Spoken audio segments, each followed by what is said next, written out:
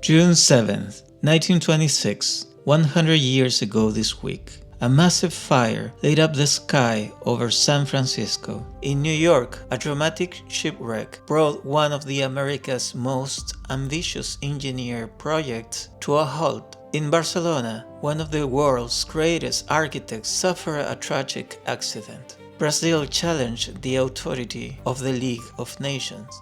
Afghanistan entered a new era under a modernizing king. In Moscow, a political struggle was quietly shaping the future of the Soviet Union. And across the world, millions remained captivated by Rudolph Valentino, the original Latin lover, and perhaps the most famous man on earth. These were the 7 biggest headlines the world was reading during the week ending June 7th, 1926. Number 1. San Francisco Great Jugendfeld Fire. On June 5th, 1926, San Francisco looked up and saw smoke rising over the western side of the city. The source was Jugendfeld, one of the most city's largest sporting venues. What began as a fire inside the wooden stadium quickly grew into a major blaze. Strong winds spread the flames, and before long, much of the structure was engulfed. Thousands gathered to watch the firefighters battle the fire. Dark smoke drifted across the city, creating one of the most dramatic scenes of the week. For many residents, the sight brought back uncomfortable memories. Only 20 years earlier, San Francisco had been devastated by the fires that followed the Great Earthquake on 1906.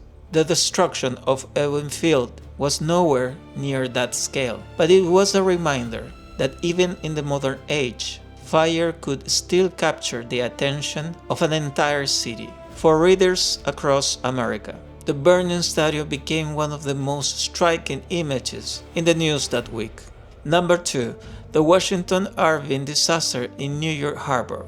On June 1st, 1926, dense fog covered New York Harbor. That morning, the passenger steamship Washington Irving was carrying hundreds of people along the Hudson River when disaster struck. A collision between a barge left the vessel badly damaged. As water poured into the ship, passengers and crew scrambled to escape. Rescue boats rushed to the scene while the Washington Irving slowly began to sink. Several people lost their lives, but the story did not end there. The sinking occurred near the construction site of the Holland Tunnel, one of the most ambitious engineering projects in America. As the vessel settled beneath the water, it created unexpected problems for the massive project already underway beneath the river. Newspapers quickly picked up the story. For many Americans, the disaster was a reminder that even in the age of extraordinary technological progress, accidents could still bring the future to a halt. Number 3. Antoni Gaudí's tragic accident. On June 7, 1926, Antoni Gaudí was making his usual walk near the Sagrada Familia, the masterpiece he has designed and devoted much of his life to creating. As he walked near the basilica, he was struck by a passing tram. Seriously injured, the 73-year-old architect collapsed in the street. Dressed in old clothes and carrying no identification, Gaudí was mistaken for a homeless man. Instead of being taken to a major hospital, he was transported to a charity hospital for the poor. Only later did Barcelona realize what had happened. The injured man was Antoni Gaudí. 3 days later, he will die from his injuries. For readers across Spain, it was one of the most shocking headlines of the week. And 100 years later, it remains one of the most tragic and widely remembered stories in the history of architecture. Number 4. Brazil challenged the League of Nations. During the first week of June 1926, Brazil found itself at the center of an international dispute. The issue was the League of Nations, the organization created after the First World War to maintain peace and cooperation between nations. Brazil believes the world's major powers were unwilling to treat it as an equal. As debates continue in Geneva, Brazilian leaders openly challenge the direction of the organization and its system of representation. The dispute attracted international attention. At its heart was a simple question: who had a real voice in the international order? The great powers of Europe or the rising nations beyond them? For readers in 1926 was a sign that the post-war world was becoming increasingly difficult to hold together.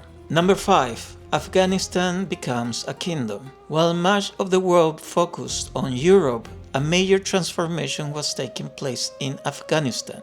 In 1926, Amanullah Khan officially proclaimed the Kingdom of Afghanistan, elevating the country from an emirate to a kingdom. For the young monarch, the change was about more than a title. Amanullah wanted to modernize Afghanistan. He promised new schools, expanded diplomatic ties abroad, and introduced reform inspired by development in Europe and in the Middle East. The announcement attracted international attention. Afghanistan occupied a strategic position between powerful neighbors, and major changes that rarely went unnoticed. For many observers, the new kingdom offered a glimpse of a very different future for Afghanistan. Number 6. Stalin moves against Trotsky. During the first week of June 1926, a major political struggle inside the Soviet Union was quietly reshaping the future of one of the world's most powerful countries.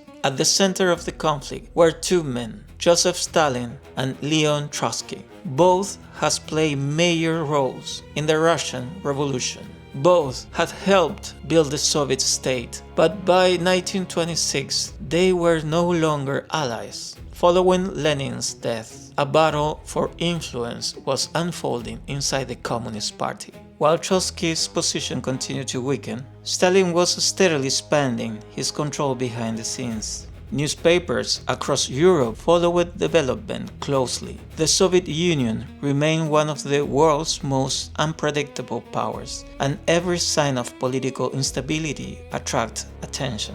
At the time, few could know how the struggle would end, but history will remember it as one of the most important power battles of the 20th century. And by June 1926, Stalin was beginning to gain the upper hand. Number 7. Rudolph Valentino, the original Latin lover. In the first week of June 1926, Rudolph Valentino remained one of the most famous men in the world. Hollywood had never seen a star quite like him. For millions of fans, Valentino was the original Latin lover. He wasn't just a movie star, he was one of the first global celebrities. Excitement was growing around his upcoming film, The Son of the Sheik. The movie was expected to be the one of the biggest release of the year. By 1926, Valentino was more than a movie star. He had become a global phenomenon. Few could have imagined that only a few months later, Valentino's sudden death would shock millions of fans around the world and trigger one of the largest public mourning events in entertainment history. In the first week of June 1926, the future seems bright. Nations were reinventing themselves. Great ambitions seems to be everywhere, and millions looked to Hollywood as the face of a modern world. Yet beneath that confidence, history was already moving. An architect was taking his final walk through Barcelona. A struggle for power was unfolding inside the Soviet Union.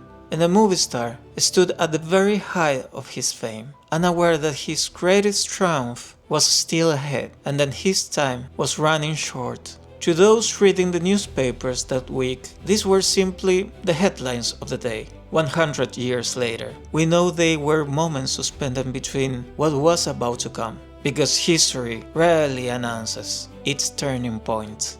It hides them in the ordinary news of an ordinary week. Until then, I'll see you 100 years ago.